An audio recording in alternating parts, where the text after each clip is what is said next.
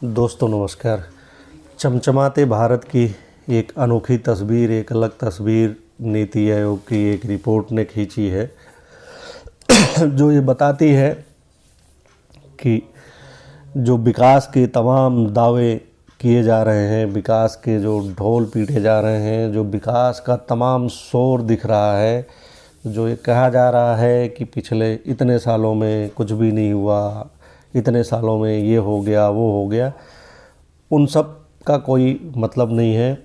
वो सब जुमले साबित हो रहे हैं और हकीकत में ये है कि देश की बड़ी आबादी हाशिए पर है और गरीबी रेखा के नीचे है। तो नीति आयोग की एक रिपोर्ट जारी हुई है जिसके अनुसार उत्तर प्रदेश, बिहार और झारखंड देश के सबसे गरीब राज्य हैं। देश के सबसे गरीब राज्य हैं यूपी, बिहार और झारखंड। सबसे ऊपर बिहार है, फिर झारखंड है, उसके बाद उत्तर प्रदेश है, फिर मध्य प्रदेश है। मध्य प्रदेश चौथे स्थान पर है। ये ऐसे राज्य हैं जो हिंदी पट्टी जिनको कहा जाता है उसमें शामिल रहे हैं।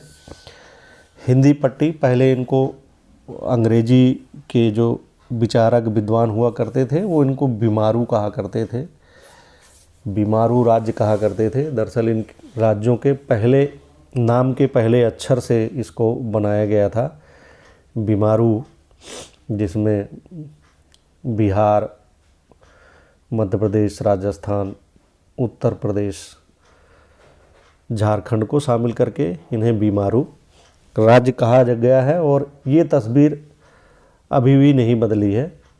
और अभी जो ताज़ा आंकड़े नीति आयोग ने जारी किए हैं उसके अनुसार बिहार में 51.91% यानी कि 52% आबादी गरीबी रेखा के नीचे है। यानी कि आधे से अधिक आबादी गरीबी रेखा के नीचे है।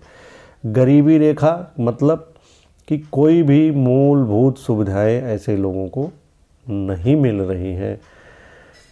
और ये आंकड़ा कोई सामान्य नहीं है, अपने आप में बेहद ही चिंताजनक है।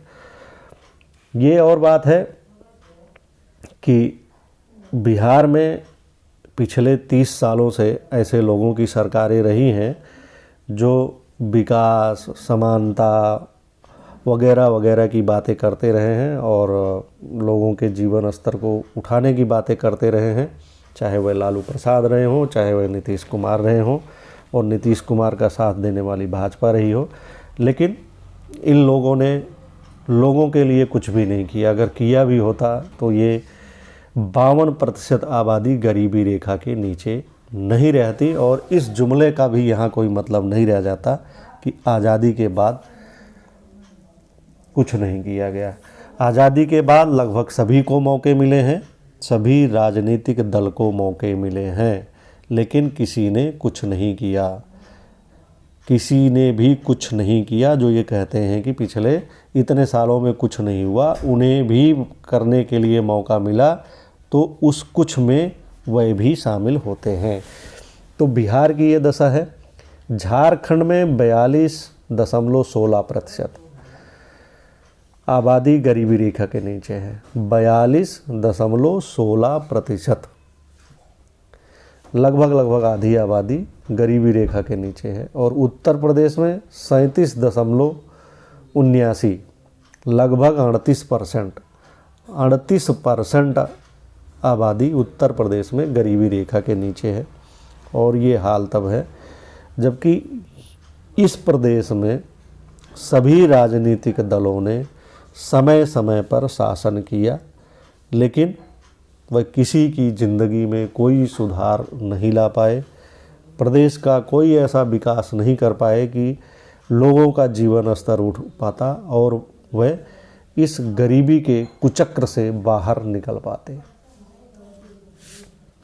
सभी ने विसंगतियां ही पैदा की और लोगों को अभाव में जीवन यापन करने के लिए छोड़ दिया। दावे कोई बेशक कुछ भी करता रहे, लेकिन नाकामियां सभी के खाते में सभी के नाम दर्ज हुई हैं, और इसके बाद भी अगर कोई दावा करता है तो वो उसकी बेशर्मी ही कही जाएगी।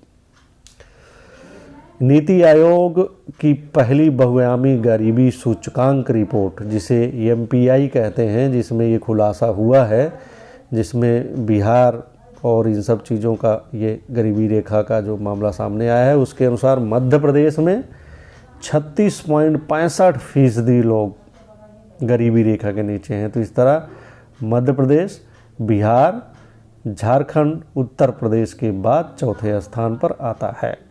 फिर आता है मेघालय का नंबर, जहां पर 32.67%, 32.67% लोग गरीबी रेखा के नीचे हैं, और वो उसका स्थान देश में 5वें स्थान पर आता है। इस मामले में सबसे ऊपर केरल है, जहां केवल 0.71%, यानी कि 1% लोग भी गरीबी रेखा के नीचे नहीं हैं, अभाव नहीं झेलते हैं। 1% लोग भी नहीं हैं केरल में। और उसकी वजह यह है कि वहाँ पर समय समय पर ऐसी सरकारें रही हैं जिन्होंने लोगों के जीवन स्तर को सुधारने का काम किया है, और वैसी सरकार इन हिंदी पट्टी राज्यों में नहीं रही, और जिसका परिणाम ये रहा कि ये राज्य गरीब बने रहे। और केरल में ऐसी सरकारें बनी जिन्होंने गरीबी रेखा को दूर किया, और स्थिति ये है कि 1% लोग भी वहाँ पे अभाव नहीं झेलते, गरीबी रेखा के नीचे नहीं हैं। गोवा में 3.76% लोग गरीबी रेखा के नीचे हैं, 3.76। सिक्किम में 3.82%, तमिलनाडु में 4.89, और पंजाब में 5.59% लोग गरीब हैं। तो ये इन राज्यों की स्थिति है, और इसके लिए पिछले सालों में इन राज्यों में जिन राजनीतिक दलों ने शासन किया, उनका योगदान को इसमें इनकार नहीं किया जा सकता। केंद्र शासित प्रदेशों में दादरा और नागर हवेली सबसे ज़्यादा गरीब है। दादरा में 27.36% लोग गरीबी रेखा के नीचे हैं। जम्मू कश्मीर और लद्दाख में 12.58% लोग गरीबी रेखा के नीचे हैं। दमन और दीव में 6.82% और चंडीगढ़ में 5.97% लोग गरीबी रेखा के नीचे हैं। पुडुचेरी में 1.72, लक्षद्वीप में 1.82, अंडमान और निकोबार द्वीप समूह में 4.30% लोग गरीबी रेखा के नीचे हैं। और दिल्ली में 4.79% लोग गरीबी रेखा के नीचे हैं। लक्षद्वीप में हमने बताया 1.82, अंडमान और निकोबार द्वीप समूह में 4.30% लोग गरीबी रेखा के नीचे हैं। कुपोषितों की संख्या में बिहार सबसे ऊपर है, जबकि झारखंड, मध्य प्रदेश, उत्तर प्रदेश और छत्तीसगढ़ उसके पीछे हैं। कुपोषितों की संख्या, जाहिर सी बात है, जहाँ गरीबी होगी वहाँ कुपोषण तो होगा ही। जब खाने के लिए पैसे नहीं होंगे, लोग संतुलित आहार नहीं खाएंगे, तो कुपोषण तो होगा। बिहार में मातृत्व सुविधा, स्कूलों में हाजिरी, खाना बनाने के लिए स्वच्छ ईंधन और बिजली की पहुंच भी सबसे कम है। तो इन सब चीज़ों का प्रभाव भी पड़ता ही है जहां पे गरीबी होती है। यूपी में बच्चों व किशोरों की मृत्यु दर सबसे ज़्यादा है। बच्चों और किशोरों की मृत्यु दर के मामले में उत्तर प्रदेश में हालात सबसे ज़्यादा खराब हैं। इसके बाद बिहार और मध्य प्रदेश का स्थान है। झारखंड में सबसे कम लोगों को शौचालय की सुविधा उपलब्ध है। इसके बाद बिहार और उड़ीसा का स्थान आता है।